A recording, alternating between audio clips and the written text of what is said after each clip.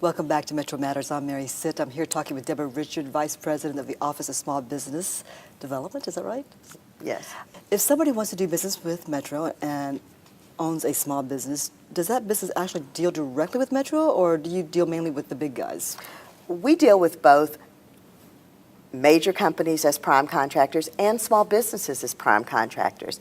However, because Metro does have a 35% small business contracting goal on most contracts, those primes, whether they be a big business or a certified small business, have an obligation to utilize certified small businesses on their teams in order to accomplish the work that Metro contracts with them for. So there is a good chance if you're some little business to actually do business with Metro by teaming up with a prime, is that right? Absolutely. That's one of the best things that a small business can do, especially if you have not reached the size or the level of experience that would allow you to prime the contract yourself.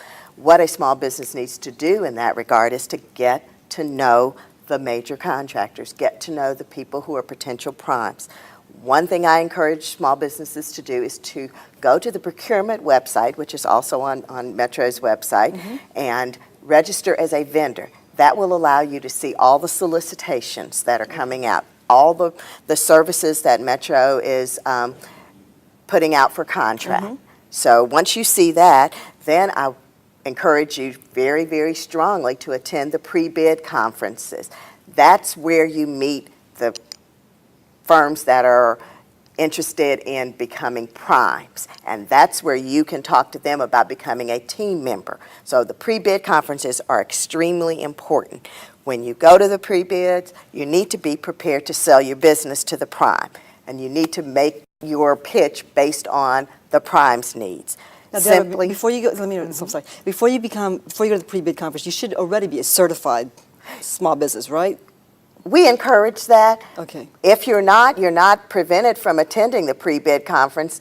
But if these things move fairly rapidly from advertisement through the solicitation and proposal process through award. So if you're truly interested in becoming a team member, you increase your value to a potential prime by, if you're not certified, at least being in the process of being certified. Having already submitted your application and supporting documentation, you can tell a prime, I'm not certified, but I should hear something within any day.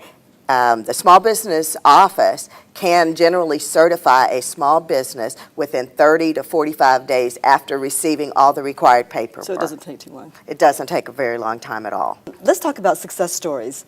Can you give me some examples of small businesses that have become successful? Sure. One example that comes to mind very quickly is a firm known as Bradlink. Bradlink started doing work with Metro, I think somewhere around 2004, 2005. She had some small subcontracts, and since that time, the firm has grown and progressed, and actually, they have secured a very high-dollar subcontract on one of our contracts. So how does she do that?